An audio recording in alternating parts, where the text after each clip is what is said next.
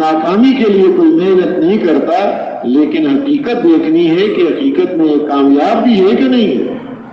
خوابوں سے کوئی کامیابی ثابت نہیں ہوتی۔ موسیٰ علیہ السلام بار بار سمجھا رہے ہیں، اللہ کی طرف سے تنبیہات بھی بار بار آ رہی ہیں، مختلف قسم کے عذاب آ رہے ہیں تاکہ یہ رجوع کر لے، ایمان لے آئے۔ جب بھی کوئی عذاب آتا اس وقت اقرار کر لیتا کہ دعا کرو یہ مصیبت دور ہو جائے، ایمان لے آئے، بنی اسرائیل کو تمہارے ساتھ یہاں سے چھوڑ دیں گے۔ لیکن جب وہ عذاب دور ہو جاتا پھر منکر ہو جاتا۔ میڈکوں کا عذاب آیا، خون کا عذاب آیا، جوؤں کا عذاب آیا، طوفان آیا، یہ ساری مصیبتیں اس کے اوپر آئیں، اس وقت وہ اقرار کر لیتا پھر انکار کر دیتا۔ اس وقت کہتا ہے کہ دعا کریں کہ یہ مصیبت اللہ پاک دور کر لے۔ اب موسیٰ علیہ السلام دعا فرماتے ہیں، وہ مصیبت اور عذاب اس سے دور ہو جاتا ہے، پھر منکر ہو جاتا ہے۔ اب یہ حالات آئے، محنت اس نے کی لیکن محنت اس کی غلط رخ پر ہوئی۔ اب جب پکڑ آئی اس کے اوپر، اب اس وقت کہنے لگا غرق ہوتے ہوئے، ایمان لایا میں اس رب پر جس پر بنی اسرائیل ایمان لائے ہیں، لیکن اس وقت کا ایمان وہ کوئی قبول نہیں ہے، اس وقت کی توبہ کوئی قبول نہیں کہ جس وقت دل کی رگ کے اوپر فرشتہ ہاتھ رکھتا ہے اور یہاں جو نظر آ رہا ہے وہ سارا آنکھوں سے غائب ہو جاتا ہے، اور جو غائب ہوتا ہے وہ آنکھوں کے سامنے نظر آنے شروع ہو جاتا ہے۔ اب اس وقت کی توبہ بھی قبول نہیں، اس وقت کا ایمان بھی قبول نہیں۔ اس سے پہلے ہے کہ جو کرنا ہے وہ کر لے، محنت تو وہ کر رہا تھا اپنی کامیابی کے لیے۔ تو یہ جو قصے سنائے اللہ پاک نے قرآن پاک کے اندر، یہ انسانیت کی ہدایت کے لیے، انسانیت کی رہنمائی کے لیے ہے کہ جس طرح یہ فرعون دعوے کر رہا ہے اور اسی طرح نافرمان قومیں انہوں نے جو دعوے کیے ان چیزوں کے اندر اپنی کامیابی کے، اب جب پکڑ آئی حقیقت ان کے اوپر کھل گئی کہ وہ اس دنیا میں اپنی محنتوں میں ناکام تھے، اسی طرح قیامت تک انسان وہ دعوے کرتے رہیں گے اپنی ان چیزوں کے اندر کامیابی کہ یہ چیزیں ہم نے بنا دی، یہ چیزیں اختیار کر لی، محنت کرو یہ کر لیا، دنیا میں ایسی چیزیں آج پیدا ہو گئی اور یہ ایجادات کر دی کہ پہلے زمانے میں یہ نہیں تھی۔ اس کو یہ سمجھ رہا ہے کہ یہ تو بڑا کامیاب جا رہا ہے، بڑا ترقی کے رخ پر ہے، آج تو بڑا تیز ہو گیا یہ کہ اللہ پاک فرما رہے ہیں یہ نہیں سنتے، یہ دیکھتے نہیں، یہ کہہ رہے ہیں ہم تو سنتے بھی ہیں دیکھتے بھی ہیں۔ اللہ پاک فرما رہے ہیں یہ سمجھتے نہیں ہیں، دل دیے، یہ کہتے ہیں ہم تو بڑے سمجھدار ہیں۔ جو حق کو سنتے نہیں، حق کو دیکھتے نہیں، حق کو سمجھتے نہیں، چاہے ساری دنیا کی چیزوں کو دیکھ لیں، ساری دنیا کی چیزوں کو وہ سن لیں اور ساری دنیا کی چیزوں کو وہ سمجھ ان کی رکھ لیں، اللہ کے ہاں نہ دیکھتے ہیں نہ سنتے ہیں نہ سمجھتے ہیں کہ جو ان کو دنیا آخرت میں فائدہ دینے والی چیز ہے اس کو تو یہ سمجھتے بھی نہیں۔ اس لیے کہ یہ زمین سے لے کے آسمان تک کا سارا خلا یہ چیزوں سے، مال و اسباب سے اور ایجادات سے اور ترقیات جس کو سمجھ رہے اس سے پر کر لیں، اللہ کے نزدیک ایک مچھر کے پر کے برابر بھی اس کی کوئی حیثیت نہیں۔ تو یہ سمجھ رہے کہ اس کے اندر کامیابی ہے، وہ تو کوئی وقت ہی نہیں اللہ کے نزدیک اس کی۔ اپنی محنت کو خرچ کر رہے ہیں لیکن محنت غلط رخ پر ہے۔ فرمایا قل هل ننبئكم بالاخسرین اعمالا الذین ضل سعیهم فی الحیاة الدنیا وهم یحسبون انهم یحسنون صنعا، کہ بتا دیں ان کو، کیا تمہیں خبر نہ دیں اس بات کی کہ آخرت میں اعمال کے اعتبار سے اور اپنی محنتوں کے اعتبار سے سب سے زیادہ خسارے والے کون ہیں؟ محنتیں کی ہیں، کوششیں کی ہیں، بڑا تھکایا ہے اپنے آپ کو، نیندیں قربان کی، جانیں تک لگا دی، جان بھی ختم کر دی محنت کرتے ہوئے۔ مولانا یوسف رحمۃ اللہ علیہ فرماتے ہیں ایک زہر کی شدت کو، بہت تیز قسم کا زہر تھا، کتنی تیز ہے اس کو معلوم کرنے کے لیے 4 آدمیوں نے جان دے دی۔ ایک نے چکھا، تھوڑا سا کچھ لکھا، مر گیا، اب دوسرا آ گیا، دیکھ بھی رہا اور مر گیا، اس نے چکھا، ایک جملہ اور لکھ دیا، وہ بھی مر گیا، اب تیسرا آ رہا ہے، دیکھ بھی رہا ہے کہ 2 مر چکے ہیں۔ اس نے چکھا، کوئی آگے جملہ لکھ دیا، مر گیا۔ چوتھا آیا، اس نے چکھا اور وہ بھی مر گیا اور کچھ لکھ دیا۔ 4 آدمیوں نے جان دے دی۔ اپنی اس محنت کو یہ سمجھ رہے ہیں کہ ہم ٹھیک جا رہے ہیں۔ کیا سمجھا اس سے کہ یہ زہر اتنا زیادہ تیز ہے اور بڑا اس کے اندر اثر ہے۔ اب یہ محنتیں جانے دے رہے ہیں اور اپنے آپ کو وہ کامیاب سمجھ رہے ہیں، حالانکہ جو ہی موت کا جھٹکا لگا ساری حقیقت ان کے اوپر کھل گئی۔ کامیاب ہوئے یا ناکام ہوئے، محنتیں صرف کر رہے ہیں، یہ نہیں کہ محنت نہیں کر رہے ہیں، اور اپنے آپ کو اس میں کامیاب بھی سمجھ رہے ہیں، لیکن حقیقت کھلتی ہے جو ہی موت کا جھٹکا لگتا ہے کہ آیا کامیاب ہوئے یا ناکام۔ تو محترم رسول بزرگ اپنی سمجھ پر اس کی موقوف نہیں ہے کامیابی، کہ جس کو یہ سمجھے حالانکہ اس غلط رخ پر محنت کرتے کرتے وہ تو جس کو اب یہ سمجھ رہا ہے ترقی کا زمانہ ہے، وہ تو انسانیت سے بھی نکلا ہوا ہے، انسانیت سے نکلا ہوا ہے، یا تو کہیں درندہ بنا ہوا ہے یا کہیں سانپ اور بچھو کی طرح بنا ہوا ہے۔ اس لیے اس وقت دنیا کے اندر کہیں بھی اطمینان اور چین اور سکون نہیں ہے، حالات بگڑے ہوئے ہیں، ہر جگہ بگاڑ ہے، گھر ہے اس کے اندر ایک کوئی فرد اس کی زندگی بگڑی ہوئی ہے، گھرانہ اور خاندان اس کی زندگی بگڑی ہوئی ہے، قوم اور علاقہ اس کی زندگی بگڑی ہوئی اور پریشانیاں ہیں، ملک ہے اس کے اندر پریشانیاں، پورا عالم پریشانی کے اندر۔ وجہ کیا ہے؟ سانپوں کے اندر رہ کے کہاں اطمینان ہوگا، بھیڑیوں اور چیتوں کے اندر زندگی گزارنے میں کہاں اطمینان اور چین اور سکون ملے گا؟ ہر طرف تو شیر اور بھیڑیے، چیتے اور درندے، سانپ اور بچھو پھر رہے ہیں، تو اس کو اطمینان کہاں ملے گا؟ اس کو سمجھ رہا ہے یہ ترقی کا زمانہ ہے، یہ ترقی چیزوں کا نام رکھ لیا، نئی نئی چیزوں روز وجود میں آ گئی تو اس کو یہ کہہ رہا ہے ترقی۔ ترقی کا زمانہ تو حضور صلی اللہ علیہ وسلم کا زمانہ ہے، ترقی کا زمانہ حضرات صحابہ اکرام رضی اللہ عنہم اجمعین کا زمانہ ہے، ترقی کا زمانہ حضرات تابعین رحمہ اللہ کا زمانہ ہے، اور تبع تابعین رحمہ اللہ ان کا زمانہ ہے۔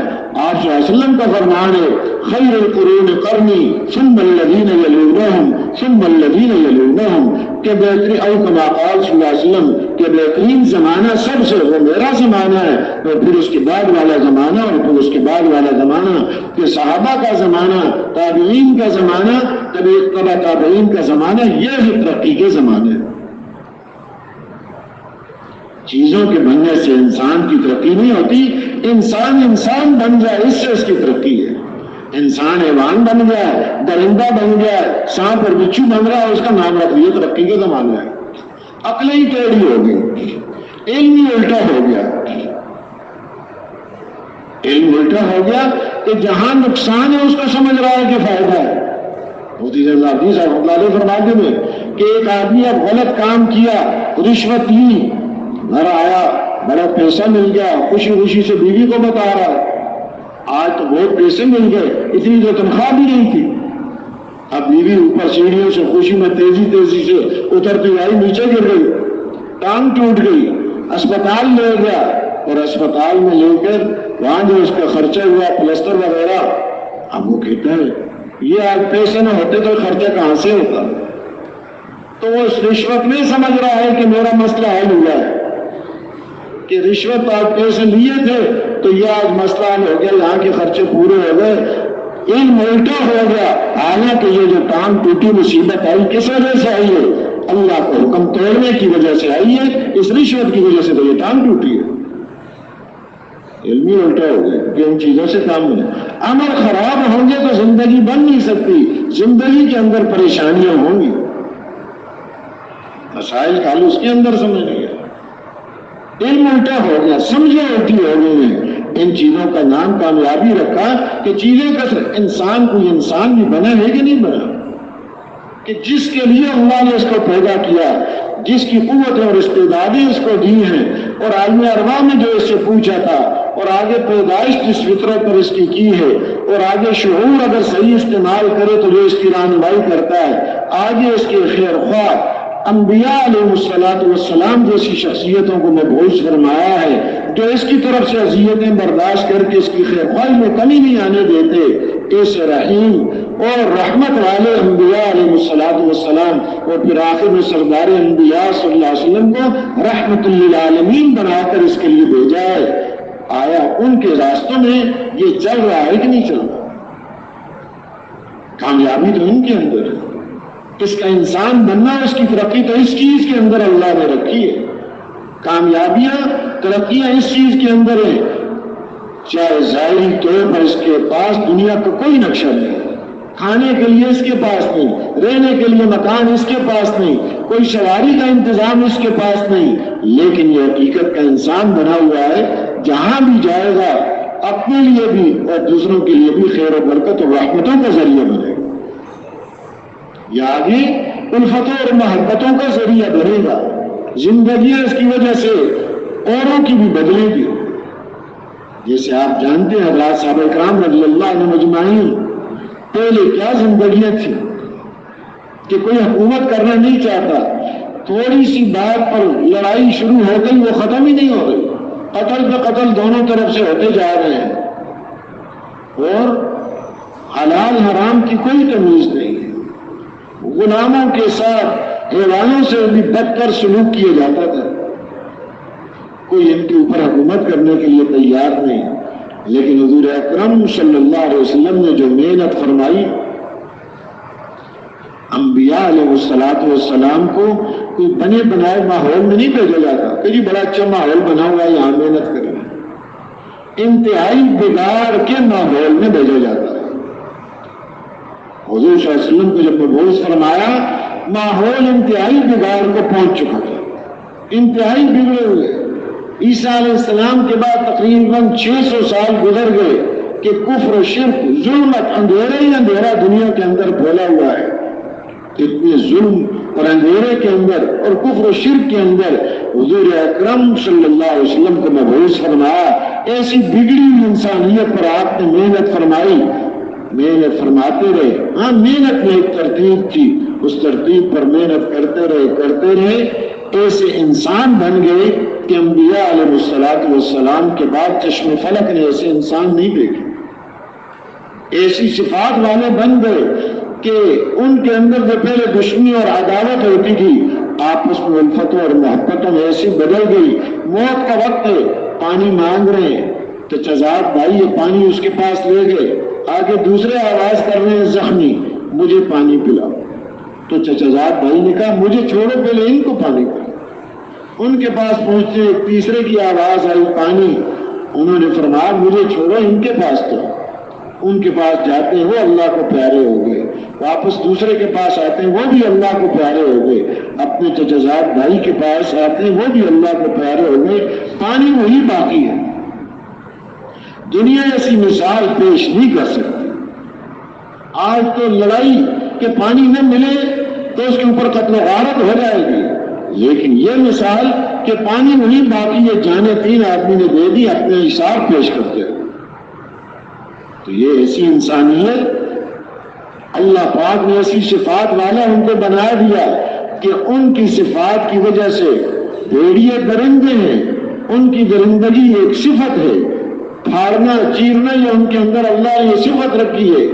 لیکن ان بنے ہوئے انسانوں کا اثر، آپس کی الفتوں اور محبتوں کا اثر ان بیڑیوں کے اوپر بھی پڑا. حضور اکرم صلی اللہ علیہ وسلم کی خدمت میں 2 دفعہ ہے. ایک دفعہ تقریباً 100 بیڑیوں کا وفد بن کر آئے کہ ہمارا دل نہیں کر رہا ان صحابہ کی بکریوں پر حملہ کرنے کی. یعنی یہ محنت کہ انسان بن جائے، یہ ترقی ہے. اور ایسی چیزیں کہ پورے عالم کا نظام اس کے لیے مسخر کر دیا. ہوائیں اس کی بات کو پہنچا رہی ہیں اور دریا اس کی بات کو مان رہے ہیں. حتیٰ کہ درندے جو ہیں ان کو بھی یہ کہہ رہے ہیں کہ ہم حضور صلی اللہ علیہ وسلم کے غلام ہیں، آپ کی محنت کے لیے آئے، اس جگہ کو خالی کر دو. 3 دن کا تمہیں موقع دیتے ہیں، 3 دن بعد بھی نظر آیا تو اس کو چھوڑیں گے نہیں. اب وہ درندے بھی اس جگہ کو خالی کر دیا. اب یہ کون سی چیزیں ہیں کہ درندے ان کی بات مان رہے ہیں؟ اور یہ کون سی چیز کہ وہ آیا درندوں کو خطاب کر کے یہ کہیں آیا، وہ سمجھتے ہیں ان کی بولی. لیکن جب محنت صحیح رخ پر ہوتی ہے تو وہ کام اللہ پاک ان سے لیتے ہیں جن کا تصور بھی نہیں کر سکتے. وہ قوت اور استعدادی ان کو نصیب فرما دیتے ہیں جن کا تصور بھی نہیں کر سکتے.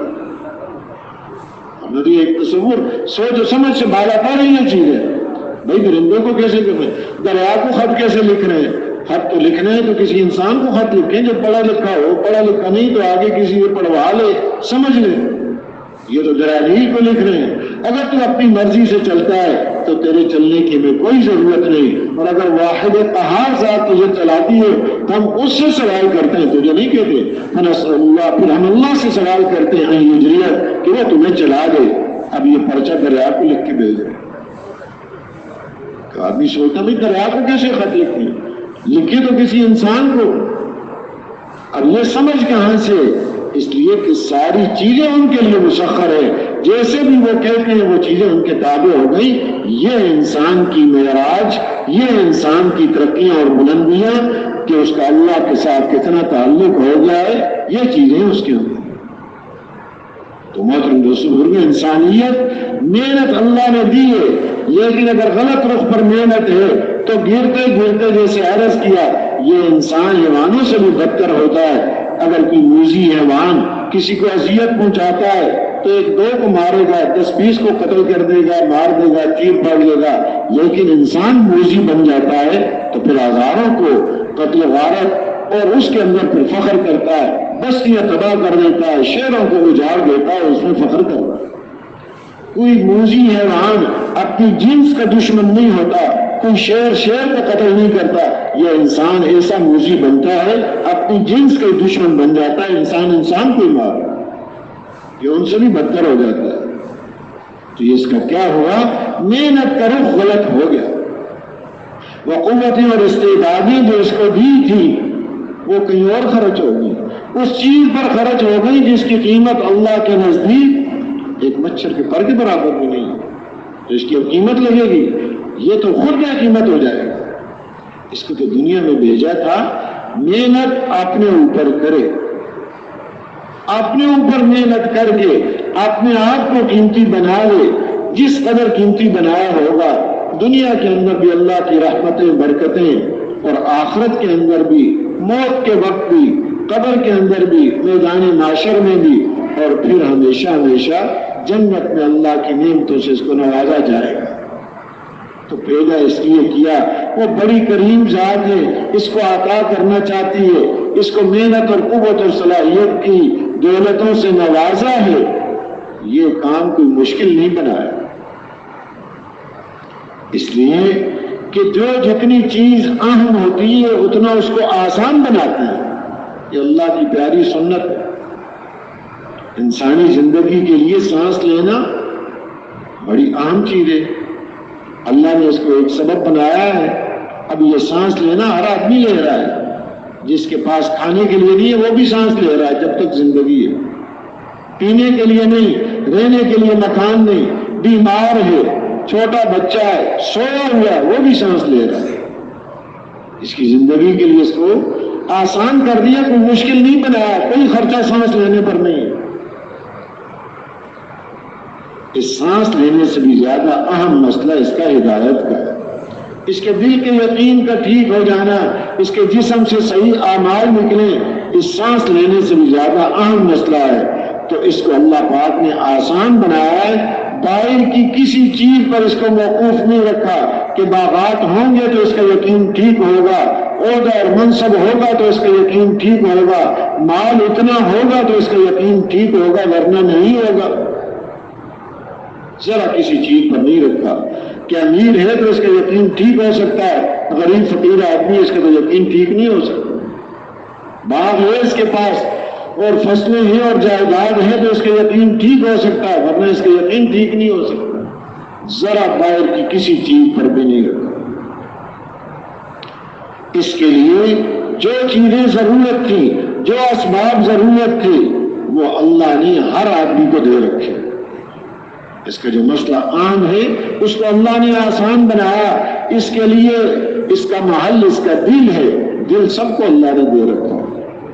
ہر آدمی کے پاس دل ہے, اور دل تک بات پہنچانے کے اسباب اور ذرائع اس کی زبان ہے, اس کی آنکھ ہے, اس کے کان ہے, اس کی دماغ کی سوچیں ہیں. یہ اس کے دل تک بات کو پہنچاتے ہیں، یہ اللہ نے سب کو دے رکھے۔ آنکھ سے جو دیکھتا ہے اس کا اثر دل پر پڑتا ہے، کان سے جو سن رہا ہے اس کا اثر دل پر پڑ رہا ہے۔ اب یہ اس کی ایک محنت ہو رہی ہے، جسے عرض کیا محنت کر رہا ہے۔ زبان سے جو بول رہا ہے اس کا اثر اس کے دل پر پڑ رہا ہے۔ دماغ سے جو سوچ چل رہی ہے اس کی، اس کا اثر دل کے اوپر پڑ رہا ہے۔ آنکھ دیکھتی ہے، فرمایا حدیث پاک میں اما العین فمقرۃ لما یوحی القلب، بہرحال آنکھ برقرار رکھتی ہے اس چیز کو جس کو پھر آگے دل محفوظ کر لے گا۔ اما الاذن فقمع، بہرحال کان یہ کیف ہے، کیف جو بوتل کے اوپر رکھتے ہیں، کوئی تیل ڈالنا ہے پیپا تو اس پیپے کے ذریعے سے تیل ڈالنا ہے تو تیل آئے گا، پانی ڈالنا ہے تو پانی آئے گا بوتل میں، سرسوں کا تیل ڈالے تو وہ آ جائے گا، زیتون کا ڈالے تو وہ ذریعہ ہے، کیف اوپر رکھا ہوا۔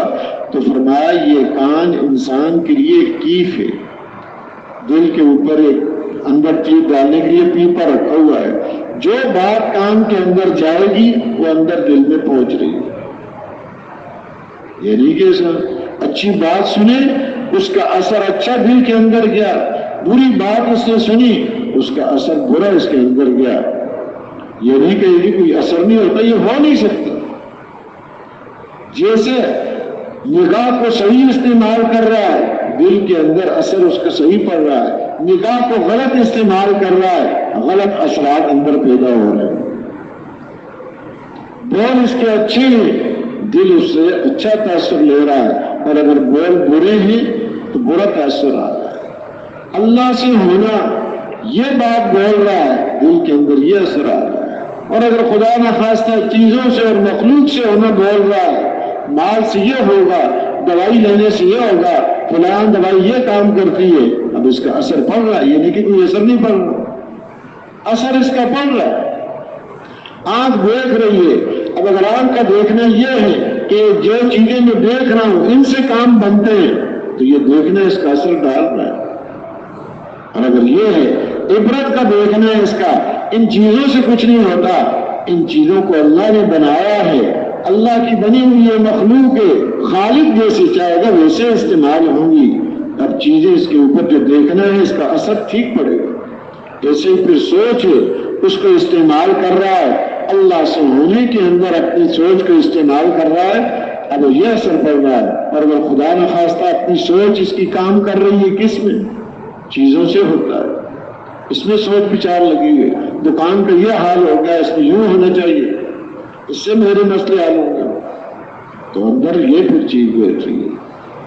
اس کا مسئلہ انتہائی آسان ہے اور انتہائی نازک ہے، آسان بھی رکھا ہے، نازک بھی رکھا ہے، کہیں باہر کی چیزوں پر موقوف نہیں رکھا، اس کے اپنے استعمال پر رکھا ہے موقوف، اپنے استعمال دیکھ لے، زبان کیا بول رہی ہے، آنکھ کیا دیکھ رہی ہے، کان کیا سن رہے ہیں، دماغ کیا سوچ رہے ہیں، اس پر غور کرے۔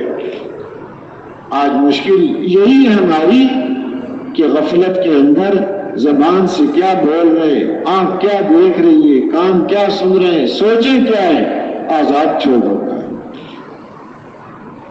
اور اس کی وجہ سے اندر پھر غلط یقین، چیزوں سے ہونے کا یقین، جب یہ یقین بیٹھ گیا تو جسم سے نکلنے والے اعمال بھی یہی نہیں ہوں، اور پھر جیسے اعمال ہوں گے حالات ویسے ہوں گے۔ یہ ہو نہیں سکتا کہ اعمال بگڑے ہوئے اور حالات بن جائیں۔ سنا مولانا یوسف صاحب رحمۃ اللہ علیہ فرماتے تھے، کسی علاقے کے اعمال مجھے بتا دو، فلاں علاقے میں لوگ یہ کام کرتے ہیں، تو ان علاقے والوں کے حالات میں بتا دوں، اس لیے کہ حالات کا جوڑ اعمال کے ساتھ اللہ نے رکھا ہے۔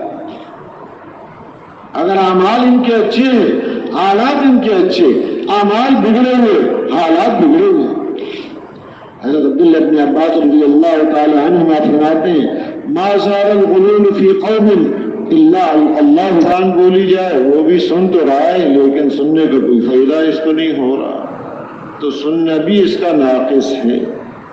اسی طریقے سے بولنا ہے، پکڑنا ہے، چلنا ہے، تو اس کے اندر کمی بھی رکھیے کہ خلق الانسان ضعیفا، اس کو کمزور پیدا کیا ہے، اور بعض چیزوں میں یہ جلدی کر لیتا ہے کہ خلق الانسان عجولا، جلد باز بھی اس کو پیدا کیا ہے، تو جلد بازی میں اس کے فیصلے غلط ہو جاتے ہیں کہ غور و فکر نہیں کیا، تدبر اور سوچ کو استعمال نہیں کیا، اب وہ فیصلہ اس کا غلط ہو گیا کہ جلد بازی میں ایک کام کر بیٹھا ہے، پھر بعد میں زندگی بھر پریشان اور ندامت اٹھانی پڑتی ہے اس کو۔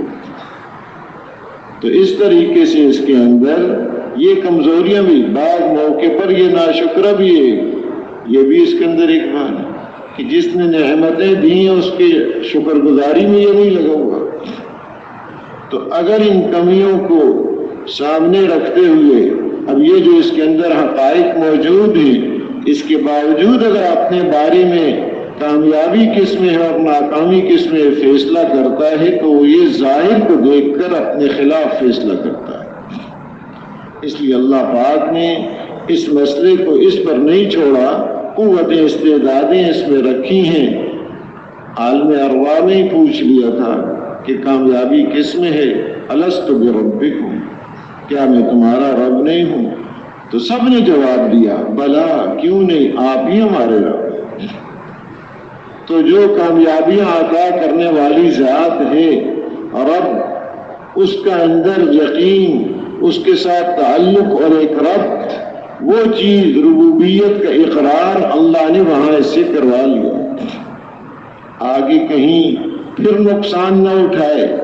دنیا میں جب آیا تو اس میں فرمایا کہ کل مولود یولد علی الفطرہ، ہر بچہ فطرت اسلام پر پیدا ہوتا ہے، حق کو قبول کرنے کی استعداد اور قوت اللہ نے رکھی ہے۔ ایسا اس کو پیدا نہیں کیا کہ کامیابیاں جس دین کے اندر رکھی ہیں اس کے قبول کرنے کی اس کے اندر استعداد ہی نہ ہو، ایسا نہیں پیدا کیا، بلکہ اسی استعداد پر پیدا کیا گیا ہے تاکہ یہ حق کو قبول کر سکے۔ آگے پھر جیسا ماحول ملتا ہے اس کو ویسے یہ بدلتا رہتا ہے۔ فَأَبَوَاهُ يُهَوِّدَانِهِ أَوْ يُنَصِّرَانِهِ أَوْ يُمَجِّسَانِهِ أَوْ كَمَا قال صلی اللہ علیہ وسلم، تو اس کے والدین اس کو یہودی یا نصرانی یا مجوسی بنا دیتے ہیں، جیسا ماحول ہے، لیکن اللہ پاک نے اس کے اندر حق کے قبول کرنے کی استعداد فطرتی طور پر اس کے اندر رکھی ہے کہ اگر ماحول اس کو ایسا مل جاتا ہے تو پھر وہ آگے آسانی سے ترقی کرتا ہے۔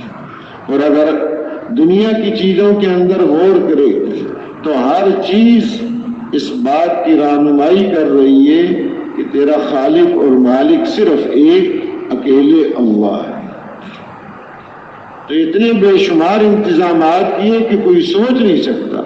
گھاس کا ایک تنکا ہے، اس کو بھی اٹھا کے غور و فکر کرے، اس میں بھی دیکھے تو وہ بھی اس کی رہنمائی کرتا ہے کہ ہر گیائے کہ الضمیر اوید وحدہ لا شریک لہ، گویا کہ جو بھی گھاس زمین سے اگ رہا ہے وہ اس بات کی دعوت دے رہا ہے کہ تیرا خالق اور مالک وحدہ لا شریک لہ ہے، کہ وہ اکیلا ہے، تنہ تنہا ہے، اپنی ذات کے اعتبار سے بھی، اپنی صفات کے اعتبار سے بھی کوئی اس کا شریک نہیں ہے، اپنی قدرت میں ہر چیز میں وہ اکیلا ہے، جس چیز کو وہ فیصلہ کر لے وہ ہو کے رہتا ہے، اور جس چیز کے بارے میں کہ یہ نہیں ہونی ساری مخلوق مل کر کوشش کرے وہ ہو کے نہیں رہے گی۔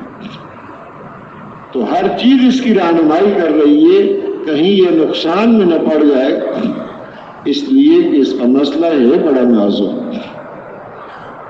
یہ جو اتنے انتظامات کر دیے ہیں کہ کہیں یہ نقصان میں نہ پڑ جائے۔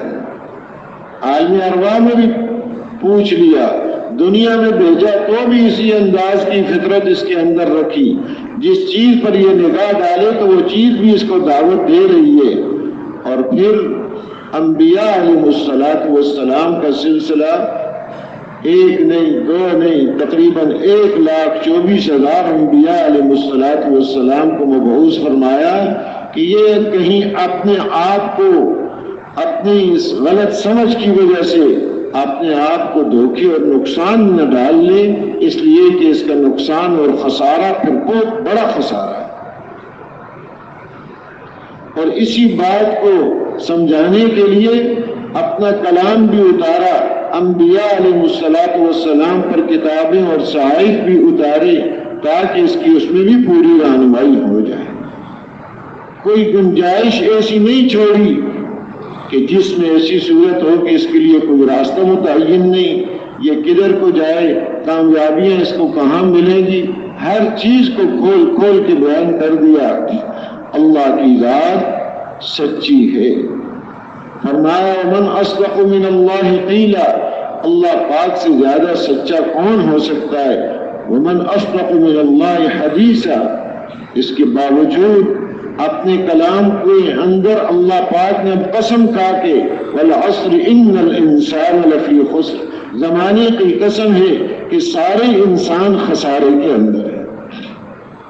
حالانکہ قسم کھانے کی کوئی ضرورت نہیں، اللہ کا کلام ہے، لیکن اس انسان کو کہ جن باتوں سے یہ متاثر ہوتا ہے، اپنا آپس میں جو باتیں کرتے ہیں اور جن چیزوں سے یہ متاثر ہو کر کسی بات کو یہ مانتا ہے، اس انداز سے سمجھانے کے لیے زمانے کی کہ ہر زمانے اس کے اوپر یہ گواہی دے رہا ہے، چاہے ماضی کا ہو، حال کا ہو، آئندہ کا ہو، اس بات کی کہ سارے انسان خسارے کے اندر ہیں۔ اور بچے گا کون سوائے ان لوگوں کے کہ جو ان چار صفات سے متصف ہوں گے، ایمان والی صفت، اعمال صالحہ والی صفت، اور ایک دوسرے کو حق بات کی وصیت کرنے کی صفت، اور ایک دوسرے کو صبر کی وصیت کرنا۔ یہ چار صفات ہیں تو اب یہ انسان خسارے سے بچا ہوا ہے، ورنہ ہر انسان خسارے کے اندر۔ تو یہ کس لیے؟ اس بات کے لیے کہ یہ اس کے اندر غور و فکر کرے اللہ پاک نے کیا اتارا ہے، کیا کہنا چاہتے ہیں۔ حضرت امام شافعی رحمۃ اللہ علیہ فرماتے ہیں لو تدبر الناس فی هذه السورة لوسعتهم، اگر پوری انسانیت اس سورت کے اندر غور و فکر کرے تو یہ ایک سورت ان کو کافی ہے، ان کی رہنمائی کے لیے ایک ہی سورت کہ کامیابی کہاں رکھی ہے اللہ نے، خسارہ کہاں پر ہے، خسارے سے بچنے کے اسباب اور ذرائع کیا ہیں، وہ بالکل کھول کے بتا دیا کہ سارے کلام کا خلاصہ اس کے سامنے رکھ دیا کہ ایمان ہے، اچھے عمل ہے، ایک دوسرے کو حق بات کی وصیت کرنا، ایک دوسرے کو صبر پر جمع رہنے کی وصیت کرنا۔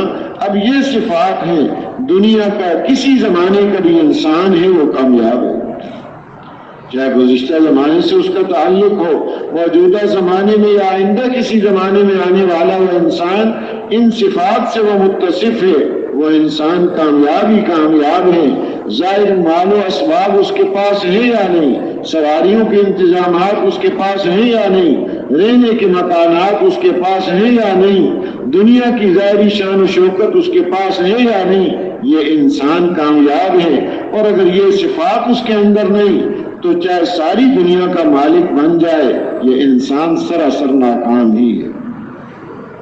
تو وہ خالق اور مالک ذات بڑی کریم ذات ہے، اس کی رہنمائی کے لیے مستقل انبیاء علیہ الصلوۃ والسلام جو ہر اعتبار سے کامل ہوتے ہیں۔ ایک حدیث پاک کا مفہوم ہے ہر نبی خوبصورت اور خوب آواز ہوتے ہیں، ظاہری شکل و صورت کے اندر بھی اللہ پاک ان کی کوئی کمی نہیں رکھتے، ہر اعتبار سے وہ کامل، باطن کے اعتبار سے، روحانیت کے اعتبار سے بھی وہ کامل کہ اللہ کی ذات عالی پر ان کا یقین اور ایمان، توکل، صبر و شکر، احسان، شجاعت، سخاوت، ایثار اور احسان، ہر صفت کے اعتبار سے وہ کامل ہوتے ہیں، اور جن کی طرف وہ مبعوث ہوتے ہیں، جن کی طرف ان کو بھیجا جاتا ہے، ان کے بارے میں پوری خیر خواہی کا جذبہ ہوتا ہے۔ صرف یہ نہیں کہ کہنا کہہ دیا جی ان کو، بلکہ پوری خیر خواہی کے ساتھ بات پہنچاتے ہیں۔ جیسے ماں باپ مہربان اور شفیق ہوتے ہیں، اپنی اولاد کی خیر خواہی چاہتے ہیں، وہ دیکھ رہے ہوتے ہیں کہ یہ نقصان کے اندر جا رہا ہے لیکن پورا بچانے کی اس کی کوشش کر رہے ہیں، اب دیکھ رہے ہیں کہ اس کی سمجھ کچھ غلط ہو گئی، اپنے آپ کو تندور کے اندر پھینک رہا ہے، ماں اس کو بچا رہی ہے، کھینچ کے باہر نکال رہی ہے، وہ چاہے ماں کو مار رہا ہو، اس کے بال کھینچ رہا ہو اور اکھیڑ رہا ہو، وہ اس کو ہرگز نہیں چھوڑتی، اس کے اندر ایک خیرخواہی کا جذبہ ہے۔ اس ماں سے کئی گنا زیادہ خیرخواہی کا جذبہ اللہ پاک انبیاء علیہ السلام کو عطا فرماتا کہ پوری خیرخواہی کے ساتھ جن کے خیرخواہ وہ ہیں، وہ ان کو تکلیفیں پہنچا رہے ہیں، پتھروں سے مار رہے ہیں، کانٹے ان کے راستوں میں اور تھوک ان کے اوپر پھینک رہے ہیں، گندگی ان کے اوپر پھینک رہے ہیں، قسم قسم کے الفاظ اور حرکتیں ایسی کر رہے ہیں جن سے ان کو تکلیف پہنچے، لیکن ساری تکلیفوں کو اور اذیتوں کو وہ برداشت کرتے ہیں۔ ان کی خیرخواہی کا جذبہ وہ ایسا اندر بھرا ہوا ہوتا ہے کہ وہ اس کو محسوس نہیں کرتے، بلکہ ان تکالیف کے باوجود ان کے لیے دعائیں کر رہے ہوتے ہیں، راتوں کو اٹھ کے اللہ پاک سے مانگ رہے ہوتے ہیں، پھر بار بار ان کے پاس جا رہے ہوتے ہیں کہ یہ نہ سمجھ، ان کو پتہ نہیں کہ آگے کیا نقصانات اور کتنے بڑے خسارے اور کتنا بڑا عذاب ان کے اوپر آنے والا ہے، اس سے بچانے کے لیے پوری خیرخواہی کے ساتھ ان کو دعوت دیتے ہیں۔ تو یہ اللہ پاک نے اتنے انتظامات کیے تاکہ یہ انسان اپنی محنت کو کہیں ضائع نہ کر لے۔ ان ساری چیزوں کے ساتھ ساتھ اللہ پاک نے اس کو ایک محنت کی دولت دی ہے کہ یہ قوتیں استعدادیں رکھی ہیں تاکہ یہ اپنے آپ کو قیمتی بنا لے۔ ساری دنیا مخلوق جو نظر آ رہی ہے اب اس کو، یہ اس کے لیے پیدا کی گئی کہ یہ اپنی صلاحیتوں کو اس کے اوپر نہ لگائے، اس لیے کہ ان فانی چیزوں کے اوپر اگر اپنی صلاحیتوں اور قوتوں اور استعدادوں کو اس نے خرچ کیا کہ جس کی قیمت اللہ کے نزدیک ایک مچھر کے پر کے برابر بھی نہیں ہے، تو اس کے اوپر اپنی صلاحیتوں کو لگانے کی وجہ سے یہ خود بھی بے قیمت ہو جائے گا۔ قیمتی چیز کے اوپر اپنی صلاحیتیں لگائے گا، پھر اس کی قیمت لگے گی، اور اگر اپنی اس محنت کو اور صلاحیتوں کو بے قیمت پر خرچ کر دیا تو یہ بھی بے قیمت ہو جائے گا۔ صرف بے قیمت نہیں بلکہ وہ محنت اس کو الٹی پڑے گی، اپنے پاؤں پر خود کلاڑی مار رہا ہے کہ اگر محنت کو یہ غلط رخ پر خرچ کر رہا ہے۔ اللہ پاک نے یہ جو محنت کی دولت دی ہے اس غرض کے لیے دی کہ اس محنت کو اپنے اوپر خرچ کر لے، کہ اس کے اندر بڑی قوتیں اور استعدادیں جیسے عرض کیا رکھی ہیں، لیکن وہ صحیح ان قوتوں اور استعدادوں سے فائدہ اسی وقت اٹھا سکتا ہے جب اپنی ان قوتوں اور استعدادوں کو صحیح رخ پر خرچ کرے۔ محنت اگر غلط کر رہا ہے تو وہ تو ضائع ہو رہی، اپنے خلاف استعمال ہو رہی ہے، لیکن اگر محنت کو صحیح رخ پر استعمال کر رہا ہے، اب اس کی وجہ سے اس کے اندر نکھار آئے گا، اس کی قیمت ظاہر ہوگی، اس کی ایک ایک استعداد کا پتہ چلے گا، کتنی قوتیں اس کے اندر رکھی ہیں، کہ وہ قوتیں اس کے اندر رکھی ہیں جو اور مخلوق کو نہیں دی ہیں۔ اپنی معرفت کی استعداد اس کے اندر اللہ پاک نے رکھی، اللہ کی معرفت کہ جس غرض کے لیے اس کو دنیا میں بھیجا گیا کہ وَمَا خَلَقْتُ الْجِنَّ وَالْإِنسَ إِلَّا لِيَعْبُدُونَ، کہ جنوں اور انسانوں کو صرف اللہ پاک نے اپنی عبادت کے لیے یعنی اپنی معرفت کے لیے پیدا کیا ہے، کہ اللہ کی معرفت اس کو نصیب ہو جائے، اس کے اعتبار سے اس کے اندر قوت رکھی۔ چیزوں کی معرفت، چیزوں کی جان پہچان، اس کے لیے قوت اور استعداد نہیں دی ہے، یہ تو تجربوں سے حاصل کر لیتا ہے۔ جس غرض کے لیے اس کو قوت اور استعداد دی ہے اس کو پورا کرنے کے لیے خود اس کی عقل اور سمجھ کافی نہیں، انبیاء علیہ السلام کے ذریعے اس کی مکمل رہنمائی کی گئی۔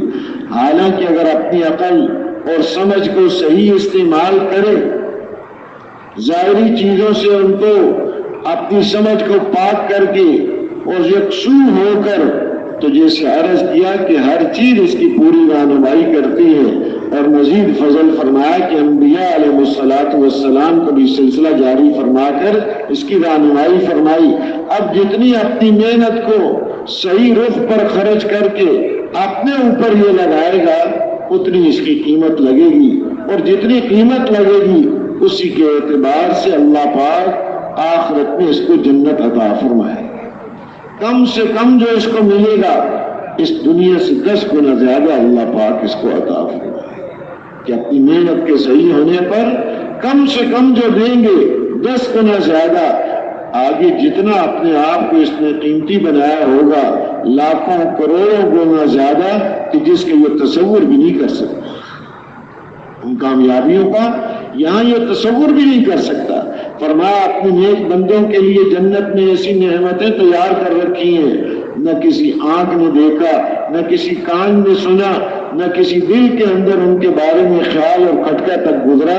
اللہ پاک نے اپنے نیک بندوں کے لیے ایسی نعمتیں تیار کر رکھی کہ تصور بھی اس کو نہیں ہو سکتا، اور وہ اللہ پاک اس کو عطا کرنا چاہتے ہیں، اس کو دینے کے لیے دنیا میں بھی اور آخرت میں بھی، اور محنت کے صحیح ہونے پر اس کے دنیا میں اللہ کی رحمتیں اور برکتیں، الفتیں اور محبتیں، یہ چیزیں بھی اللہ پاک کی طرف اس کو نصیب ہوتی ہیں محنت کے صحیح ہونے پر۔ اب محنت کیا ہے؟ جو اعمال ہمارے جسم سے نکل رہے ہیں وہ ہماری ایک محنت ہے۔ صبح اٹھیں، اللہ کی فضل و کرم سے وضو کر کے نماز کے اندر لگ گئے، دعا اور ذکر تلاوت کے اندر لگ گئے، فرض نماز پڑھی، اب یہ ایک محنت ہو رہی ہے۔ جو اس کی جسم سے عمل نکل رہے وہ اس کی محنت ہے، اور اس کے اوپر اثرات پڑ رہے ہیں۔ اگر صبح اٹھتے ہی نہ اللہ کا نام لیا، نہ نماز کی طرف آیا، نہ اور وہ کام کیا جو اللہ پاک کو راضی کرنے والا ہے، تو اب دنیا کی طرف دوڑ شروع کر دی، اب یہ بھی ایک محنت ہے، محنت ہو رہی ہے۔ اب یہ جو محنت کر رہا ہے اپنی قوت اور صلاحیتوں کو ان چیزوں کے بنانے کے اوپر خرچ کر رہا ہے، اس میں یہ سمجھ رہا ہے کہ میں کامیاب تھا، کہ یہ محنت کی اس سے مجھے یہ مل گیا، کھیت پر محنت کی اس سے غلہ مل گیا، اور دفتر میں محنت کی اور تنخواہ مل گئی، تجارت پر محنت کی اس کا مال بڑھ گیا۔ اب ان چیزوں کو دیکھ کر ظاہری اعتبار سے اس کے اندر یہ بات بیٹھ جاتی ہے کہ اپنی محنت کو ان چیزوں کے اوپر خرچ کرے۔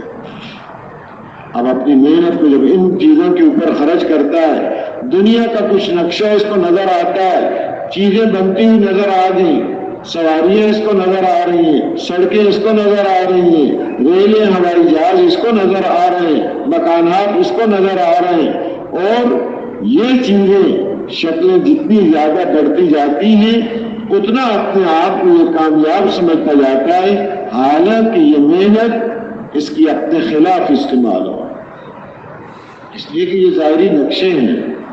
ان ظاہری نقشوں سے اب ہوگا وہ جو اللہ چاہیں گے، دنیا میں بھی اتنا ہی ملے گا جو اللہ چاہیں گے، دنیا میں بھی یہ چیز پورا اس کا ساتھ نہیں دیتی۔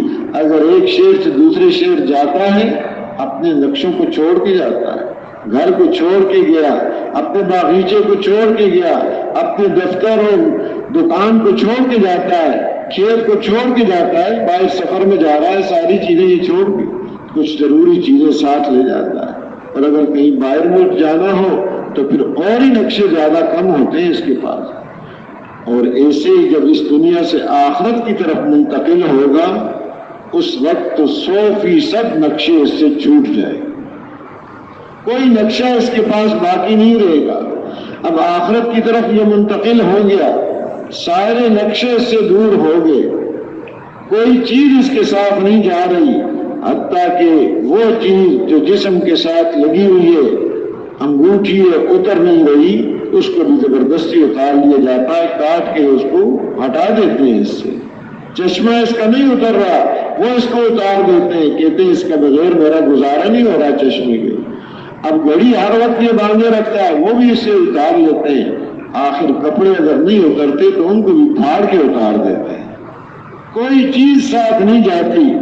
کفن جو پہنایا جاتا ہے وہ اس کے احترام کی خاطر ہے کہ یہ انسان ہے، اس کا ستر پوشی ہو جائے، احترام اس میں ہے کہ اس کے اوپر کپڑا ڈال دیا جائے، اس کو کفن پہنا دیا جائے، ورنہ وہ بھی اتار لیا جاتا ہے۔ جیسے اعمال ہوں گے، جنت والے اعمال ہیں تو جنت کا کفن پہنا دیا جاتا ہے، جہنم والے ہیں تو جہنم کا کفن پہنا دیا جاتا ہے، کوئی چیز ساتھ نہیں جاتی۔ جیسے ماں کے پیٹ سے آیا تھا اس دنیا میں خالی ہاتھ، ایسے ہی اس دنیا سے خالی ہاتھ جاتا ہے، ساری چیزوں کو چھوڑ کر جاتا ہے۔ تو یہ سارے نقشے کیے، محنت اس نے کی ہے، لیکن ساتھ کچھ بھی نہیں کیا۔ ہاں اس کی محنت کی وجہ سے جیسے باہر چیزیں بنتی رہی، اس کی محنت کی وجہ سے اندر بھی کچھ بنتا رہتا ہے۔ باہر چیز بن رہی ہے، اندر بھی بن رہا ہے۔ اگر باہر چیزوں پر محنت کی، مکان اور سواری پر اور باغات اور کھیتوں پر محنت کی، اندر اس کا یقین بنتا جا رہا ہے کہ اس کھیت سے مسئلہ حل ہوگا، اس سواری سے میرے کام پورے ہوں گے، اور اس دفتر سے میرے مسائل حل ہوں گے، اس تنخواہ سے میری ضرورتیں پوری ہوں گی۔ اب اندر یہ یقین بنتا جا رہا ہے، باہر تو چیزیں بنی، اندر اس کا یقین بنا، اور اندر جو کچھ بنا وہ اس کے ساتھ ہے۔ ظلمت ہے یا نور ہے، اندر اندھیرا ہے یا روشنی ہے، اچھے اخلاق کی والی صفات اس کے اندر ہی یا برے اخلاق کی صفات ہیں، وہ اس کے ساتھ ہیں۔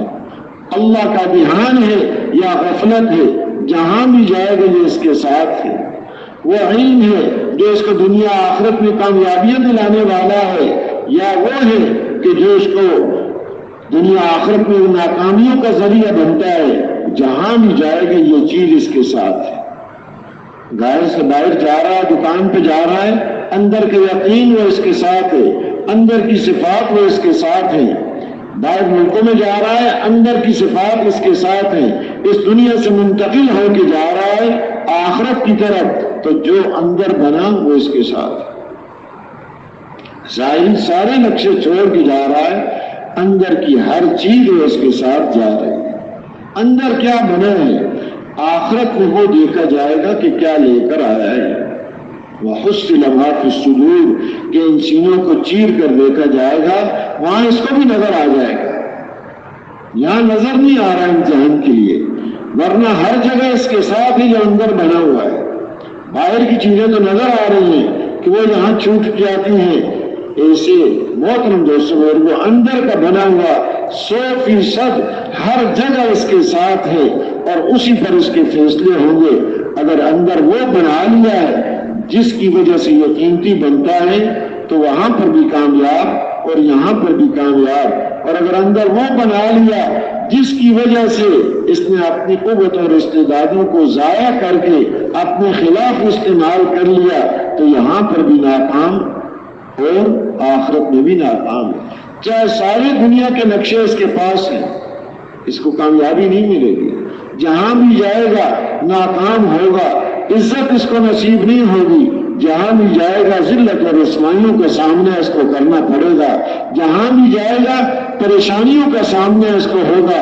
اطمینان، چین اور سکون اس کو مل ہی نہیں سکتا، اس لیے کہ ان چیزوں کے اندر رکھا ہی نہیں ہے۔ تو اس لیے انبیاء علیہ السلام کو مبعوث فرمایا کہ اپنی محنت کی قوت اور صلاحیت اور استعداد کو ضائع نہ کر دے۔ ایسے نہ ہو کہ کہیں اپنے خلاف اس کے استعمال ہو رہی ہو۔ استعمال تو ہو رہی ہے یہ چیز، کوئی اس کو روک نہیں سکتا۔ اب ہر آدمی دیکھ رہا ہے، ہر آدمی سن رہا ہے۔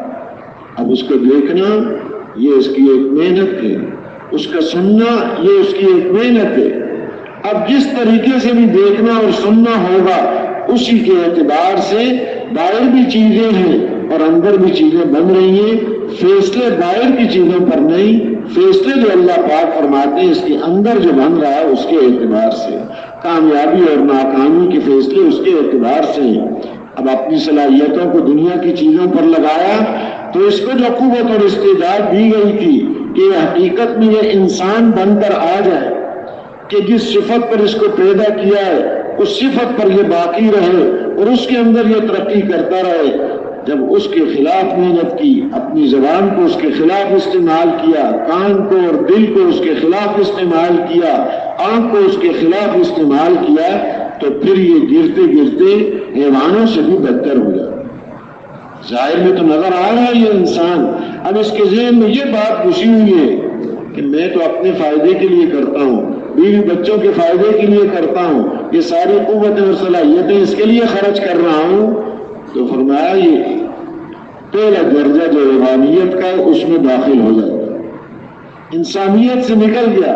پہلا درجہ روحانیت کا، جیسے گائے، بکری، چڑیا، کبوتر، یہ چیزیں ہیں، اپنے پیٹ کی فکر ہے، اپنی مصلحت اس کو سامنے رکھ کے، وقتی ضرورتوں کو سامنے رکھ کے جیسے یہ حیوان زندگی گزار رہے ہیں، یہ انسان ہے، صورت میں انسان ہے، حقیقت میں یہ بکری گائے کی طرح حیوان بنا ہوا۔ یہ چیز تو وہ حیوان بھی کرتے ہیں، کھانے پینے کی فکر تو وہ بھی ہے، اپنے گھونسلے اور گھر کی فکر تو وہ بھی کرتے ہیں، یہ چیزیں تو ان کے اندر بھی ہیں۔ اس کا تو یعنی اشرف المخلوقات پیدا کیا ہے، بڑی قوتیں اور استعدادیں دی ہیں، اور فرمایا قسم کھا کر لقد خلقنا الانسان فی احسن تقویم، کہ انتہائی خوبصورت شکل میں اللہ پاک نے اس کو پیدا فرمایا ہے اور ایسی قوتیں اور استعدادیں دی ہیں۔ تو اب یہ گر کے نیچے آ گیا، اگر اپنے بارے میں ذرا سوچ نہ کی اس نے، چلتا رہا تو پھر یہ بات اندر ایک بیٹھ جاتی ہے کہ جو دل میں آیا وہ پورا ہو جائے، جو اندر تقاضا اٹھ رہا ہے اس کو پورا کرنا ہے اس نے۔ اب اس میں یہ نہیں دیکھے گا کہ ظلم کر رہا ہے یا کسی کے اوپر انصاف کے ساتھ معاملہ کر رہا ہے، حق پر ہے یا نہ حق پر ہے، اندر یہ بات بیٹھ گئی کہ اپنی چاہت کو پورا کرنا ہے، اب اس کے لیے ظلم، قتل و غارت یہ شروع کر دے۔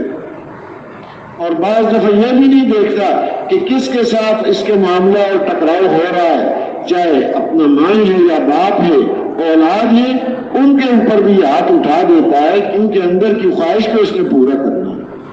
تو ظاہری شکل و صورت میں تو انسان ہے، اور حقیقت میں کیا بنا ہوئی ہے؟ تو ایک درندہ ہے۔ تو ظاہری شکل و صورت اس سے کام اس کے نہیں ہوں گے، اندر کیا صفات ہے۔ ظاہری جیسے عرض کیا کتنی چیزوں کا یہ مالک بن جائے، اس کے اعتبار سے اس کی کوئی قیمت نہیں لگے گی، اب اندر سے تو یہ درندہ ہے۔ اگر یہاں بھی اس نے سوچ نہ کی کس رخ پہ میں جا رہا ہوں، کدھر مجھے جانا چاہیے، اور نیچے گرتا ہے۔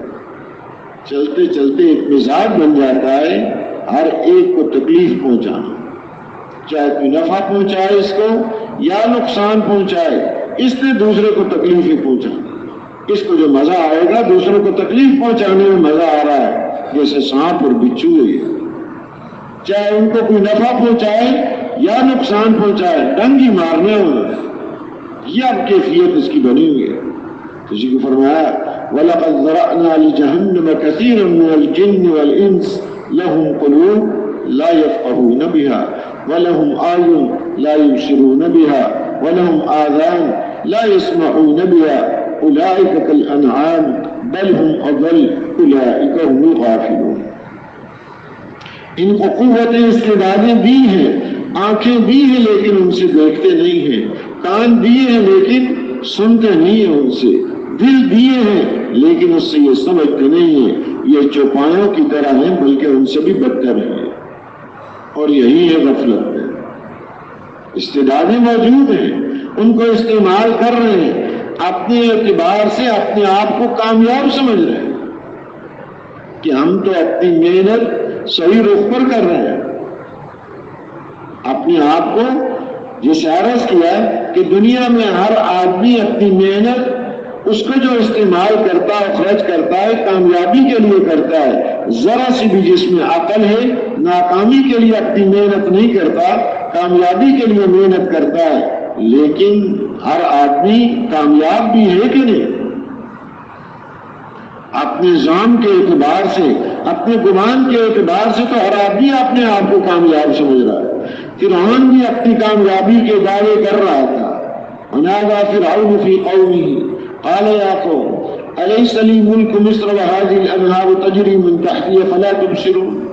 اب قوم میں اعلان کر رہا ہے کہ اے میری قوم، یہ دیکھتے نہیں میرے پاس ملک مصر ہے اور یہ نہریں بہ رہی ہیں، افلا تبصرون، کیا نہیں دیکھتے؟ اب ان چیزوں میں اس نے کامیابی سمجھی ہوئی۔ آگے اور بلکہ أَمَنَ خَيْرٌ مِّنْ هَذَا الَّذِي هُوَ مَهِينٌ وَلَا يَكَادُ يُبِينُ فَلَوْلَا أُلْقِيَ عَلَيْهِ أَسْوِرَةٌ مِّن ذَهَبٍ أَوْ جَاءَ مَعَهُ الْمَلَائِكَةُ مُقْتَرِنِينَ فَاسْتَخَفَّ قَوْمَهُ فَأَطَاعُوهُ إِنَّهُمْ كَانُوا قَوْمًا فَاسِقِينَ۔ اب موسیٰ علیہ السلام ظاہری نقشہ ان کے پاس کوئی نہیں، تو یہ اپنے غرور اور تکبر میں ان کو ناکام سمجھ کے مہین کا لفظ بول رہا ہے، نعوذ باللہ، یعنی اس کا کہ گٹھیا اپنے آپ کو بڑی عزت والا سمجھ رہا ہے، حالانکہ عزت اور وجاہت والے حضرت موسیٰ علیہ السلام ہیں. فرمایا وکان عند اللہ وجیہا، عزت والے اور وجاہت والے حضرت موسیٰ علیہ السلام ہیں. اب یہ لفظ اس طرح کا بول کے اب یہ اپنے پاس سونے کے کنگن اس نے پہنے ہوئے اس سونے میں کامیابی سمجھ رہا ہے. اس کے سامنے فوج دس بستہ کھڑی ہوتی ہے، اس فوج کے اندر کامیابی سمجھ رہا ہے. تیرا کیا ان کے پاس سونے کے کنگن ہیں؟ کیا ان کے سامنے کوئی فرشتے دس بستہ کھڑے ہوتے ہیں؟ ان چیزوں کے اندر اس نے کامیابی سمجھی. یعنی یہ انسان اپنی محنت کو اپنی سمجھ کے اعتبار سے خرچ کر کے کامیابی ہی چاہتا ہے، ناکامی نہیں چاہتا. لیکن آیا وہ حقیقت میں کامیاب بھی ہے کہ نہیں؟ دعویٰ تو ہر آدمی کر رہا ہے. کوئی آدمی اس کی محنت اس رخ پر نہیں ہے کہ ناکام ہو جائے، کامیابی چاہتا ہے. ذرا سی بھی عقل ہے، ناکامی کے لیے کوئی محنت نہیں کرتا. لیکن حقیقت دیکھنی ہے کہ حقیقت میں یہ کامیاب بھی ہے کہ نہیں ہے. خوابوں سے کوئی کامیابی ثابت نہیں ہوتی. موسیٰ علیہ السلام بار بار سمجھا رہے ہیں، اللہ کی طرف سے تنبیہات بھی بار بار آ رہی ہیں، مختلف قسم کے عذاب آ رہے ہیں تاکہ یہ رجوع کر لے، ایمان لے آئے. جب بھی کوئی عذاب آتا اس وقت اقرار کر لیتا کہ دعا کرو یہ مصیبت دور ہو جائے، ایمان لے آئے. بنی اسرائیل کو تمہارے ساتھ یہاں سے چھوڑ دیں گے. لیکن جب وہ عذاب دور ہو جاتا پھر منکر ہو جاتا. میڈکوں کا عذاب آیا، خون کا عذاب آیا، جوؤں کا عذاب آیا، طوفان آیا، یہ ساری مصیبتیں اس کے اوپر آئی. اس وقت وہ اقرار کر لیتا پھر انکار کر دیتا. اس وقت کہتا ہے کہ دعا کریں کہ یہ مصیبت اللہ پاک دور کر لے. اب موسیٰ علیہ السلام دعا فرماتے ہیں، وہ مصیبت اور عذاب اس سے دور ہو جاتا ہے، پھر منکر ہو جاتا ہے. اب یہ حالات آئے، محنت اس نے کی لیکن محنت اس کی غلط رخ پر ہوئی. اب جب پکڑ آئی اس کے اوپر، اب اس وقت کہنے لگا غرق ہوتے ہوئے، ایمان لایا میں اس رب پر جس پر بنی اسرائیل ایمان لائے ہیں، لیکن اس وقت کا ایمان وہ کوئی قبول نہیں ہے. رسول اکرم صلی اللہ علیہ وسلم کی خدمت میں 2 دفعہ ہے. ایک دفعہ تقریباً 100 بیڑیوں کا وفد بن کر آئے کہ ہمارا دل نہیں کر رہا ان صحابہ کی بکریوں پر حملہ کرنے کی. یعنی یہ محنت کہ انسان بن جائے، یہ ترقی ہے. اور ایسی چیزیں کہ پورے عالم کا نظام اس کے لیے مسخر کر دیا. ہوائیں اس کی بات کو پہنچا رہی ہیں اور دریا اس کی بات کو مان رہے ہیں. حتیٰ کہ درندے جو ہیں ان کو بھی یہ کہہ رہے ہیں کہ ہم حضور صلی اللہ علیہ وسلم کے غلام ہیں، آپ کی محنت کے لیے آئے، اس جگہ کو خالی کر دو. 3 دن کا تمہیں موقع دیتے ہیں، 3 دن بعد بھی نظر آئے تو اس کو چھوڑیں گے نہیں. اب وہ درندے بھی اس جگہ کو خالی کر دیا. اب یہ کون سی چیزیں ہیں کہ درندے ان کی بات مان رہے ہیں؟ اور یہ کون سی چیز کہ وہ آیا درندوں کو خطاب کر کے یہ کہیں آیا، وہ سمجھتے ہیں ان کی بولی. لیکن جب محنت صحیح رخ پر ہوتی ہے تو وہ کام اللہ پاک ان سے لیتے ہیں جن کا تصور بھی نہیں کر سکتے. وہ قوت اور استعدادی ان کو نصیب فرما دیتے ہیں جن کا تصور بھی نہیں کر سکتے. ہماری ایک تصور سوچ و سمجھ سے بالا پا رہی یہ چیزیں. بھائی درندوں کو کیسے کر رہے ہیں، دریا کو خط کیسے لکھ رہے ہیں؟ خط تو لکھنا ہے تو کسی انسان کو خط لکھیں جو پڑھا لکھا ہو، پڑھا لکھا نہیں تو آگے کسی کو پڑھوا لے، سمجھ لے. یہ تو دریا کو لکھ رہے ہیں. اگر تو اپنی مرضی سے چلتا ہے تو تیرے چلنے کی میں کوئی ضرورت نہیں. اور اگر واحد قہار ذات تجھے چلاتی ہے تو ہم اس سے سوال کرتے ہیں، تجھے نہیں کہتے. پھر ہم اللہ سے سوال کرتے ہیں یجریت کہ وہ تمہیں چلا دے. اب یہ پرچہ دریا کو لکھ کے بھیج رہے. آدمی سوچتا بھائی دریا کو کیسے خط لکھے تو کسی انسان کو. اب یہ سمجھ کہاں سے؟ اس لیے کہ ساری چیزیں ان کے لیے مسخر ہے. جیسے بھی وہ کہتے ہیں وہ چیزیں ان کے تابع ہو گئی. یہ انسان کی معراج، یہ انسان کی ترقیاں اور بلندیاں کہ اس کا اللہ کے ساتھ کتنا تعلق ہو جائے، یہ چیزیں اس کے اندر. تو محترم دوستو، انسانیت محنت اللہ نے دی ہے، لیکن اگر غلط رخ پر محنت ہے تو گرتے گرتے جیسے عرض کیا یہ انسان حیوانوں سے بھی بدتر ہوتا ہے. اگر کوئی موذی حیوان کسی کو اذیت پہنچاتا ہے تو 1-2 کو مارے گا، 10-20 کو قتل کر دے گا، مار دے گا، تیر پاڑ لے گا. لیکن انسان موذی بن جاتا ہے تو پھر ہزاروں کو قتل غارت اور اس کے اندر پھر فخر کرتا ہے، بستیاں تباہ کر دیتا ہے، شہروں کو اجاڑ دیتا ہے، اس میں فخر کرتا ہے. کوئی موذی حیوان اپنی جنس کا دشمن نہیں ہوتا، کوئی شیر کو قتل نہیں کرتا. یہ انسان ایسا موذی بنتا ہے، اپنی جنس کا دشمن بن جاتا ہے، انسان کو ہی مارتا ہے، یہ ان سے بھی بدتر ہو جاتا ہے. تو اس کا کیا ہوا؟ محنت کا رخ غلط ہو گیا. وہ قوتیں اور استعدادیں جو اس کو دی تھی وہ کہیں اور خرچ ہو گئی، اس چیز پر خرچ ہو گئی جس کی قیمت اللہ کے نزدیک ایک مچھر کے پر کے برابر بھی نہیں. تو اس کی اب قیمت لگے گی، یہ تو خود کیا قیمت ہو جائے گا. اس کو تو دنیا میں بھیجا تھا محنت اپنے اوپر کرے، اپنے اوپر محنت کر کے اپنے آپ کو قیمتی بنا لے. جس قدر قیمتی بنایا ہوگا دنیا کے اندر بھی اللہ کی رحمتیں برکتیں اور آخرت کے اندر بھی، موت کے وقت بھی، قبر کے اندر بھی، میدان معاشر میں بھی، اور پھر ہمیشہ ہمیشہ جنت میں اللہ کی نعمتوں سے اس کو نوازا جائے گا. تو پیدا اس لیے کیا، وہ بڑی کریم ذات ہے، اس کو عطا کرنا چاہتی ہے، اس کو محنت اور قوت اور صلاحیت کی دولتوں سے نوازا ہے. یہ کام کوئی مشکل نہیں بنایا، اس لیے کہ جو جتنی چیز اہم ہوتی ہے اتنا اس کو آسان بناتی ہے. یہ اللہ کی پیاری سنت ہے. انسانی زندگی کے لیے سانس لینا بڑی اہم چیز ہے. اللہ نے اس کو ایک سبب بنایا ہے. اب یہ سانس لینا ہر آدمی لے رہا ہے، جس کے پاس کھانے کے لیے نہیں ہے وہ بھی سانس لے رہا ہے جب تک زندگی ہے. پینے کے لیے نہیں، رہنے کے لیے مکان نہیں، بیمار ہے، چھوٹا بچہ ہے، سویا ہوا ہے، وہ بھی سانس لے رہا ہے. اس کی زندگی کے لیے اس کو آسان کر دیا، کوئی مشکل نہیں بنایا، کوئی خرچہ سانس لینے پر نہیں ہے. اس سانس لینے سے بھی زیادہ اہم مسئلہ اس کا ہدایت کا ہے. اس کے دل کے یقین کا ٹھیک ہو جانا، اس کے جسم سے صحیح اعمال نکلیں، اس سانس لینے سے بھی زیادہ اہم مسئلہ ہے. تو اس کو اللہ پاک نے آسان بنایا ہے.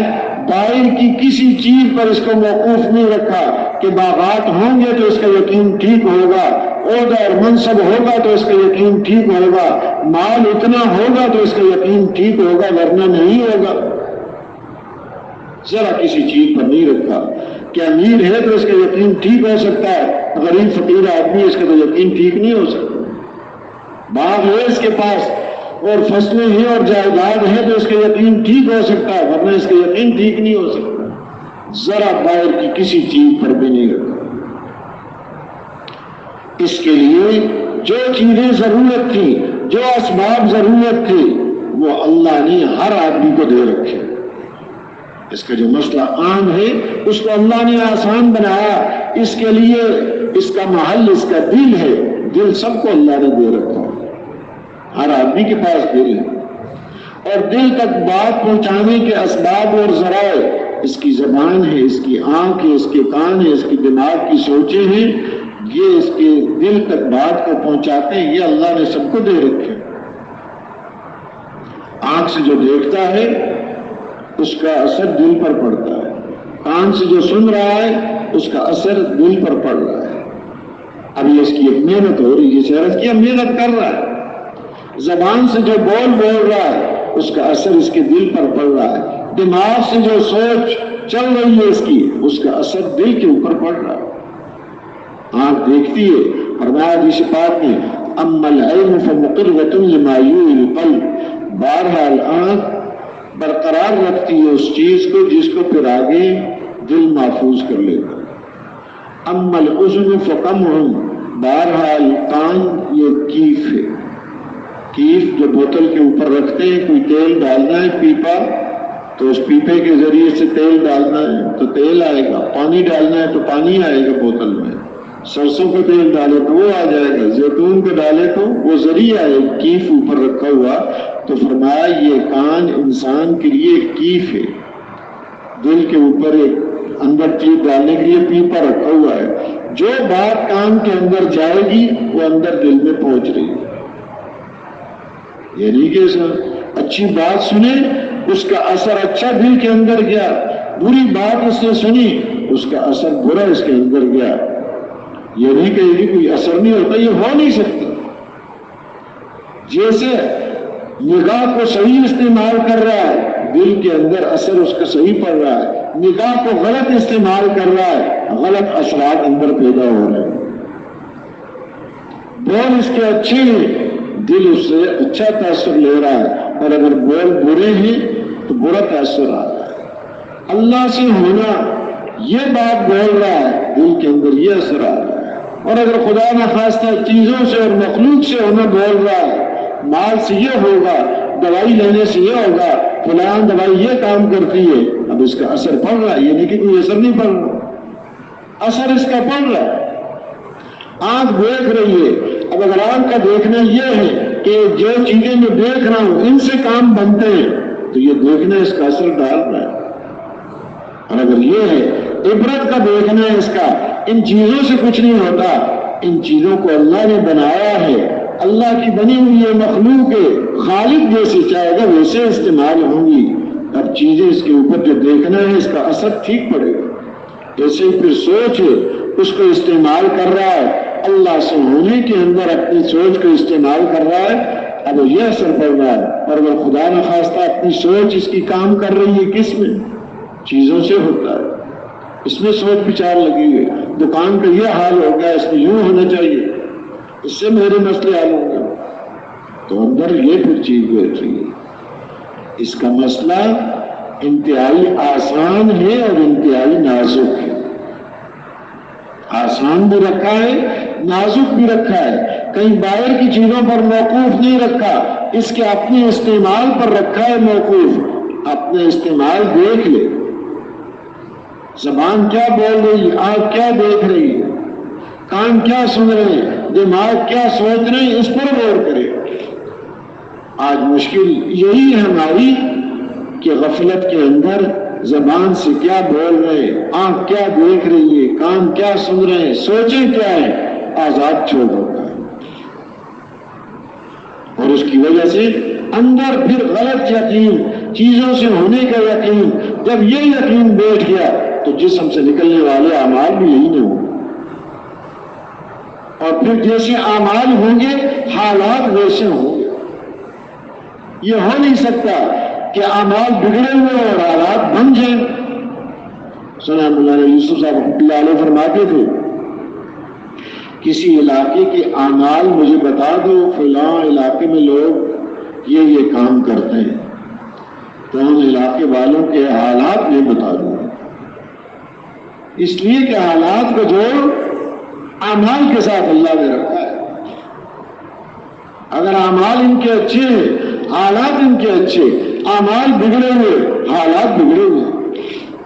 حضرت عبداللہ بن عباس رضی اللہ تعالی عنہما فرماتے ہیں، ما زال الغلول فی قوم الا اللہ فی قلوبہم الرعب، جس قوم میں بھی خیانت پائی جاتی ہے اللہ پاک ان کے دلوں میں رعب ڈال دیتے ہیں، وہ لوگ ڈرے ہوئے رہتے ہیں، جرأتیں ختم ہو جاتی ہیں۔ ایک ہے جی بڑے بہادر ہیں، وہ اندر سے ختم ہے۔ وَلَا فَشَ الزِّنَا فِي قَوْمٍ إِلَّا كَثُرَ فِيهِمُ الْمَوْتُ، جس قوم میں بھی زنا پھیل جاتا ہے موتیں کثرت سے واقع ہوتی ہیں۔ وَلَا نَقَصَ قَوْمٌ الْمِكْيَالَ وَالْمِيزَانَ إِلَّا قُطِعَ عَنْهُمُ الرِّزْقُ، کہ جو قوم بھی ناپ تول میں کمی کرتی ہے فرمایا ان کا رزق بند کر دیا جاتا ہے، کاٹ دیا جاتا ہے، حلال ملنا بند ہو جاتا ہے، یا برکتیں اٹھا دی جاتی ہیں۔ یہ سمجھے کہ کم دے کر کچھ بچت کر لی ہم نے، ادھر برکتیں ختم ہو گئی۔ وَلَا حَكَمَ قَوْمٌ بِغَيْرِ حَقٍّ إِلَّا فَشَا فِيهِمُ الدَّمُ، جس قوم میں بھی ناحق کے فیصلے ہوں گے، عدالتیں ناحق کے فیصلے کریں گی، خون خرابہ اور قتل و غارت بڑھ جائے گی۔ آپس کے فیصلے غلط ہوں گے تو یہ امن کا ذریعہ نہیں، یہ قتل و غارت کا ذریعہ ہے۔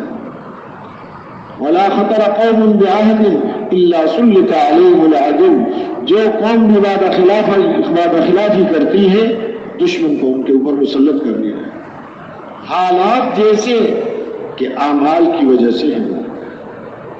تو محترم دوستوں بزرگوں، معمولی مسئلہ نہیں ہے، اس کا مسئلہ نازک ہے، اس لیے کہ اس کے دل کے اندر کیا ہے. اگر دل کے اندر اللہ کی ذات عالی کا یقین ہے، اب جسم سے نکلنے والے اعمال اس کے ٹھیک ہوں گے. اب نماز ہوگی اس کی ٹھیک، ساری زندگی اس کی ٹھیک ہوگی. اور روزہ اس کو حقیقت والا نصیب ہوگا. اللہ پاک اس کو تقوی کی دولت سے نوازیں گے. تقوی کی دولت مل گئی تو اس کی ہر پریشانی سے نکلنے کا راستہ، ہر تنگی سے نکلنے کا راستہ، اور ایسی جگہ سے روزی عطا فرمائیں گے جہاں سے وہاں گمان اس کریں گے کہ نیک اعمال یہ چیزیں اس سے نکل رہی ہیں. آپس کی الفتیں اور محبتیں، حقیقی عزتیں اللہ پاک اس کی وجہ سے اس کو نصیب فرمائیں گے. مستقل ربط حالات. ہاں وہ کس پر کہ دل کے اندر کیا ہے.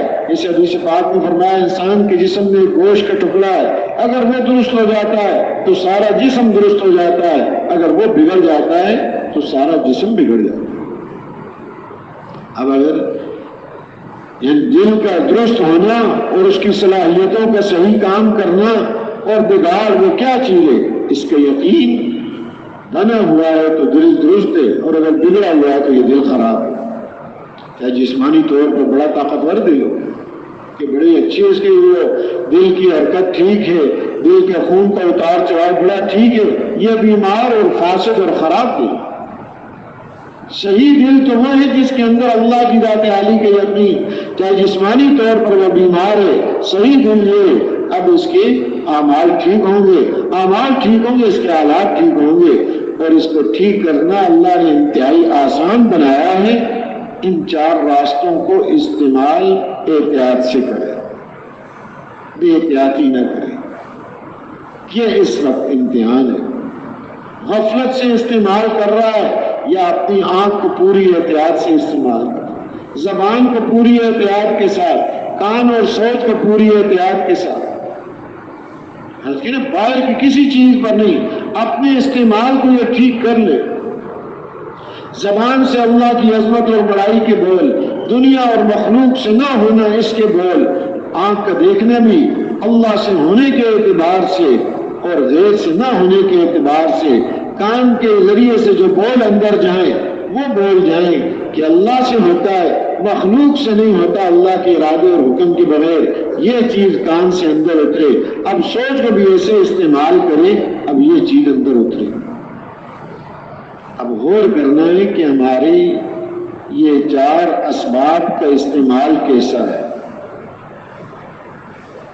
ہمارے اپنے ماحولوں کے اندر تو دنیا سے ہونا یہی بولا جا رہا ہے، دیکھا جا رہا ہے، سنا جا رہا ہے، سوچا جا رہا ہے.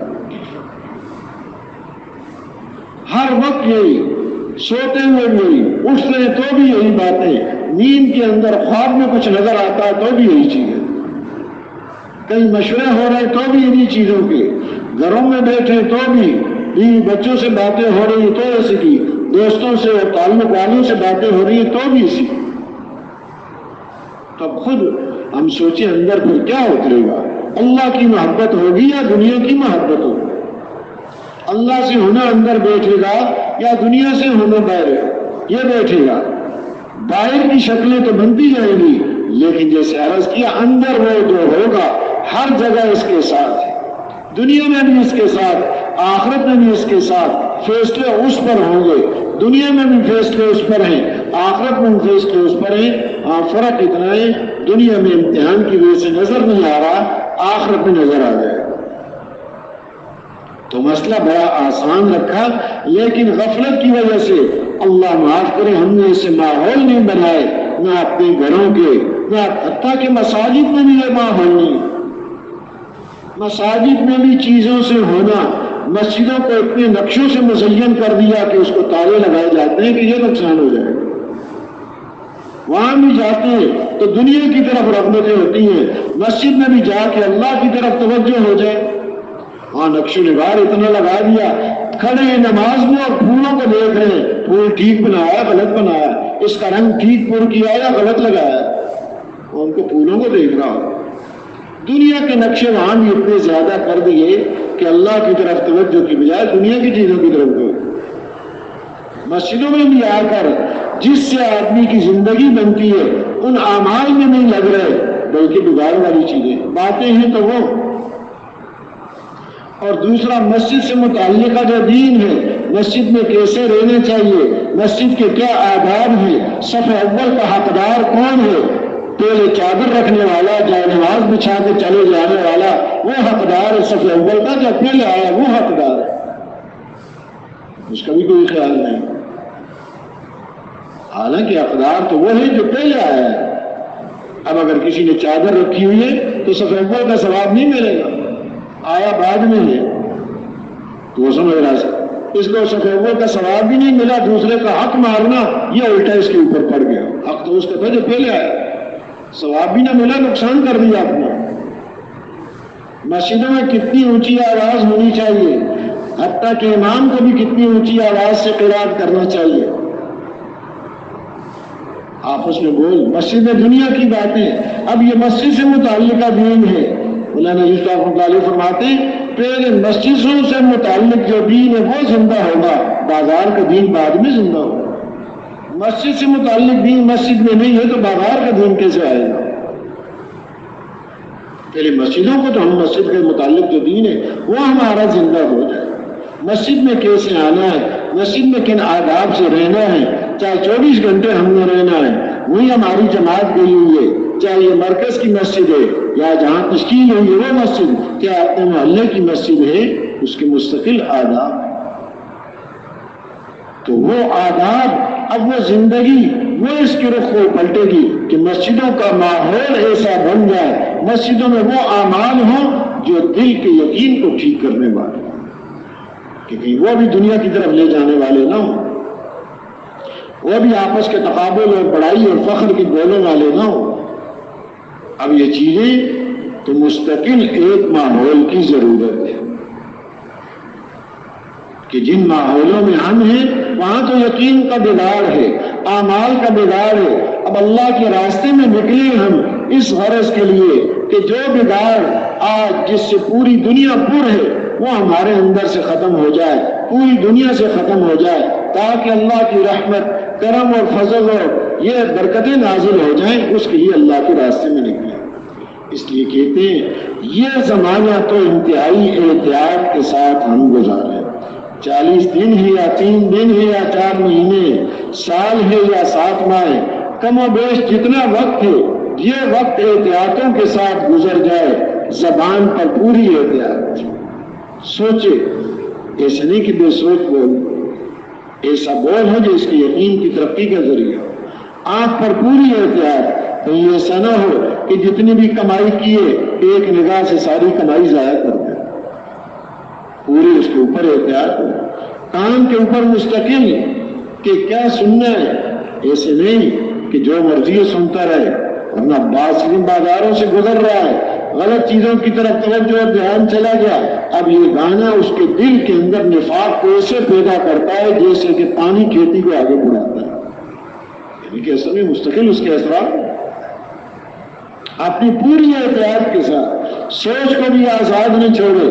کہ کیا سوچنا ہے، یہ ہمارا نکلنا اس غرض کے لیے، اس لیے کہتے ہیں کہ یہ وقت انتہائی احتیاط کے ساتھ گزار کے اپنے آپ کو بیمار سمجھ کے ہم وقت لگائیں کہ میں بیمار ہوں، اندر غلط غیر سے ہونا یہ چیزیں بیٹھی ہوئی ہیں، یہ بیماری میرے اندر سے ختم ہو جائے، اس کے لیے سب سے زیادہ مفید چیز اس کے لیے انفرادی دعوت ہے،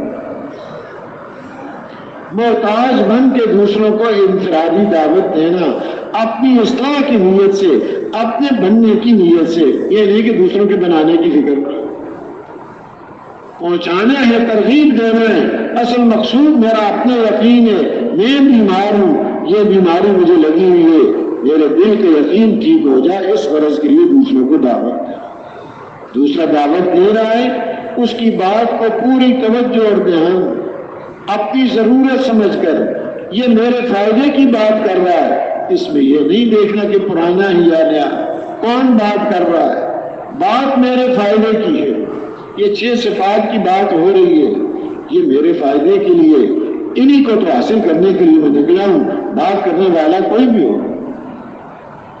حدیث پاک کا مفہوم ہے الکلمۃ الحکمۃ ضالۃ المؤمن فهو احق بها حيث وجدها، او کما قال صلی اللہ علیہ وسلم کہ حکمت اور دانائی کی بات مومن کی گمشدہ چیز ہے، جہاں سے بھی اس کو ملے یہی زیادہ اس کا حقدار ہے۔ حکمت اور دانائی کی بات سمجھداری کی چیزیں یہ خود مومن کی ہے، آج یہ مل گئی کسی نے اس کو فوراً لے لے، چاہے وہ بات کرنے والا کون ہو۔ حضرت علی رضی اللہ تعالیٰ عنہ فرماتے ہیں لا تنظر الی من قال انظر الی ما قال، اس کو نہ دیکھو بات کرنے والا کون ہے، یہ دیکھو بات کیا ہو رہی ہے۔ بات ہو رہی قبر آخرت کی، اللہ کے رسول صلی اللہ علیہ وسلم کی، جنت دوزخ کی بات ہو رہی ہے، اعمال کی بات ہو رہی ہے، اس سے زندگیاں بنے گی۔ اب یہی تو میری اپنی مطلوبہ چیز ہے، یہی تو میری گمشدہ چیز ہے، اسی کو تو حاصل کرنے کے لیے میں گھر سے آیا ہوں۔ بات کرنے والا نیا ہے یا پرانا ہے، محتاج بن کے بات کو سنیں گے، اللہ پاک اس کی حقیقت کو نصیب فرمائے۔ محترم بھائی صاحب رحمۃ اللہ علیہ فرمایا کرتے کہ ہر مسلمان سے دینی استفادہ کی نیت، مجھے دینی فائدہ ہو جائے، نیا آدمی بات کرے گا تو اس کی بات کو توجہ سے سنیں۔ گشت میں ایک ہی بات 50 آدمیوں سے کہی، پوری طلب سے بات کہی، پوری طلب سے بات سنی، اب یہ گشت اس کے ایمان اور یقین کی ترقی کا ذریعہ بنے گا، اعمال میں آگے بڑھنے کا ذریعہ بنے گا، احساس ذمہ داری میں ترقی کرنے کا اس کا ذریعہ بنے گا۔ ہر بول آگے لے جاتا ہے۔ تو محترم دوستوں بزرگوں، اپنی ضرورت سمجھ کر موقع کی تلاش میں رہیں کہ کس موقع میں ہم انفرادی دعوت دیں۔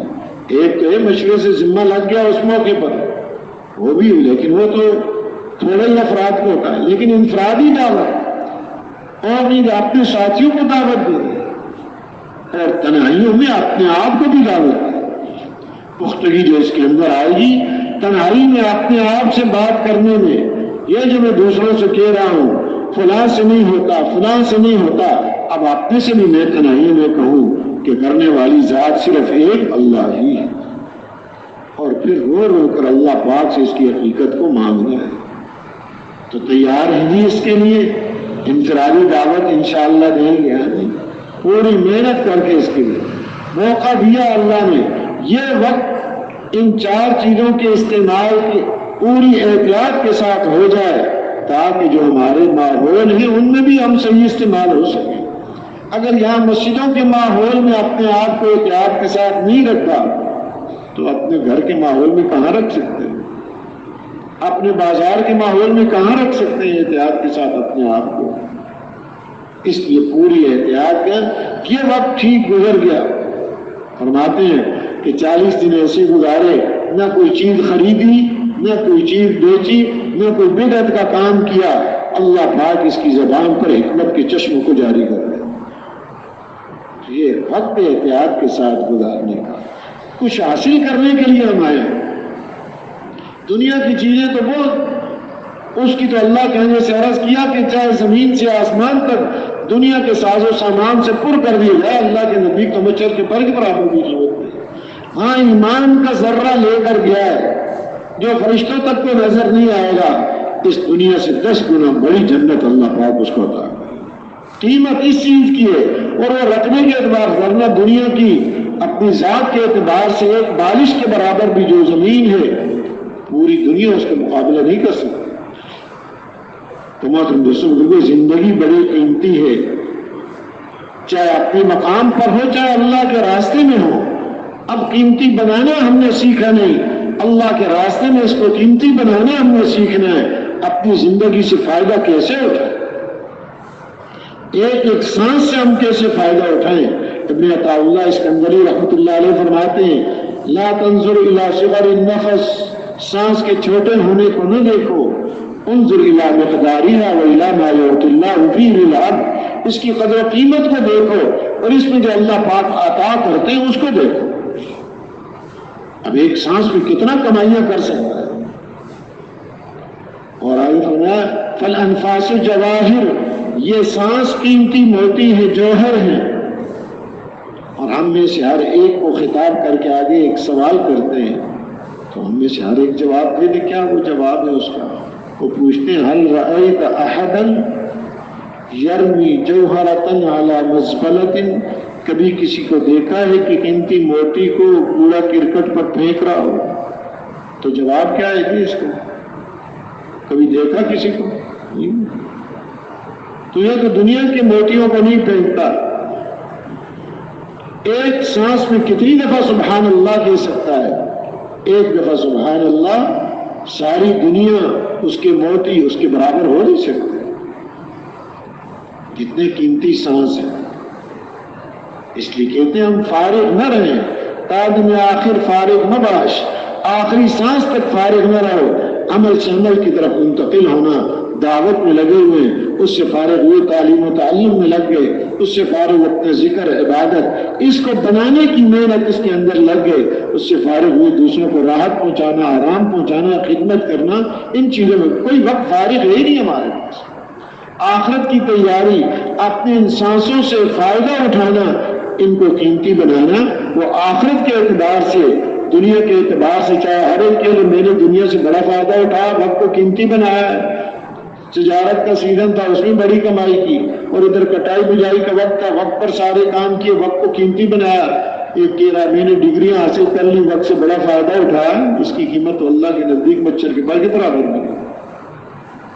وقت سے فائدہ اٹھانا، سانس کو قیمتی بنانا آخرت کے اعتبار سے، دنیا کے اعتبار سے چاہے سارے بولتے رہے کہ ہم نے اپنے وقت سے فائدہ اٹھایا، وہ تو ساری محنتیں بیکار ثابت ہو جائیں۔ اپنے وقت سے فائدہ اٹھانا، اللہ پاک جو ایک سانس میں عطا کرنے والے ہیں اس کو حاصل کرنا، اور سب سے زیادہ جو ترقی اور بلندیاں آدمی کو حاصل ہوتی ہیں دعوت کے ذریعے سے۔ انبیاء علیہ الصلوۃ والسلام کا یہ کام ہے، اس لیے کہ ساری مخلوق، ساری انسانیت مل کر ایک نبی کی بھی پاؤں کی خاک کے برابر نہیں ہو سکتی۔ تو جو نبیوں کا کام ہے وہ سارے انسانیت کے کاموں اور مشغلوں سے سب سے قیمتی کام، اس کے برابر کوئی مشغلہ ہو نہیں سکتا، اس کے برابر کوئی کام ہو نہیں سکتا۔ تو دعوت کے اندر جو انسان کی ترقی ہے وہ دوسرے رخوں میں نہیں ہے۔ اس لیے اپنے اوقات کو دعوت کے اندر کہ یہ انسانیت کی خیر خواہی ہے، انبیاء علیہ الصلوۃ والسلام کی مبارک محنت ہے، ختم نبوت کی برکت سے اللہ پاک نے اس امت کو یہ دولت نصیب فرمائی ہے۔ حضور اکرم صلی اللہ علیہ وسلم آخری نبی ہیں، آپ کے بعد کوئی اور نبی نہیں آئے۔ اب یہ محنت کیونکہ نسل تو چلتی رہے گی، انسانیت تو قیامت تک آتی رہے گی، اس کی راہبری اور رہنمائی کیسے کی جائے گی؟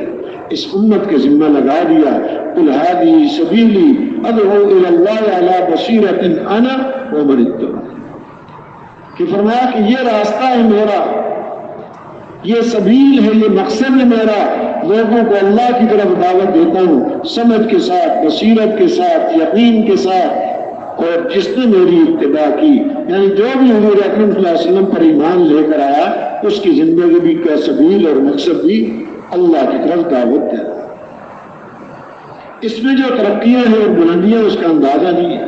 ہاں باقی اعمال، ہر عمل اپنی جگہ پر اس کی ضرورت ہے، کسی عمل کی نفی نہیں، کسی عمل کی تحقیر نہیں۔ ذکر کی اپنی جگہ ضرورت، عبادات کی اپنی جگہ ضرورت، تعلیم و تعلم کی اپنی ایک ضرورت۔ اب ان ساری ضرورتوں کو پورا کرنے کے لیے ام الحسنات کے ساری نیکیاں اور خیریں جس سے زندہ ہوتی ہیں وہ دعوت والا۔ باقی اپنے عمل اگر وہ ذکر نہیں ہو رہا، مولانا الیاس صاحب رحمۃ اللہ علیہ فرماتے ہیں اگر ذکر کا اہتمام نہیں تو اس کام میں یعنی یہ جم نہیں سکتا، فرمایا کہ اس کی جڑ مضبوط نہیں ہو سکتی۔ اب جڑ مضبوط ہو جائے اس کی، اپنے ذکر کا اہتمام، اپنی تسبیحات کا اہتمام ہے، تلاوت کا اہتمام ہے، یہ مستقل ضرورت ہے۔